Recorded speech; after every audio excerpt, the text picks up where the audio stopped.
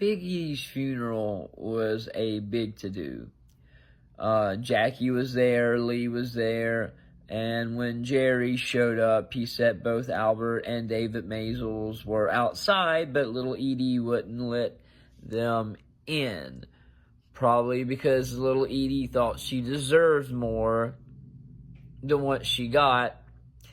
And you may think because of how big Grey Gardens is, that they became millionaires because of it. Well, they certainly didn't in that time frame between when they released it and Big Edie died. It didn't matter how big a documentary was back then. You weren't gonna make that kind of money. I don't know what they made from Grey Gardens. I could probably find out, but I don't know. But keeping them from going into Big Edie's funeral just doesn't make sense to me. However, Big Edie had told Jerry before she died that she wanted him to play that recording that her and George Strawman Gould recorded together. We know we hear it in the movie Grey Gardens. 1934. He was mother's accompanist. We belong together, we are happy together, and life is a song. When we are together, we know we are where we belong. So the record player is in there, the record is there, little Edie gives Jerry the nod. And he plays it, and it was very emotional. Jackie was crying. Lee was crying.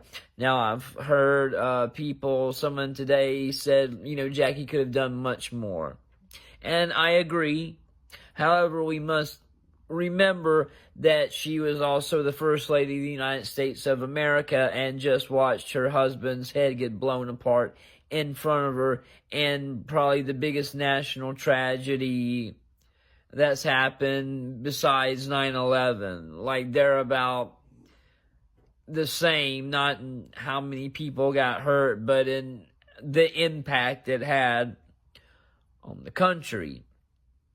And she was dealing with that, and she did come to the house.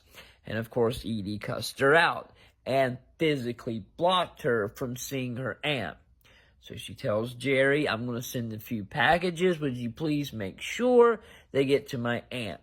He does, and we see little Edie use a priceless blanket to try to put out that fire. She is not good in emergencies. So, a life that was so interesting, that saw so much, ended.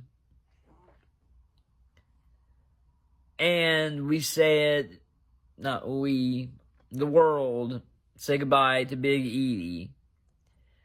And as Jerry was leaving, I think that had been the last time that little Edie saw Jackie or Lee. It was the last time Jerry saw Edie and talked with her. He saw her one more time from far away, but didn't get to talk to her. And he asked her, so what are you going to do now? She said, I'm going to go home, silly.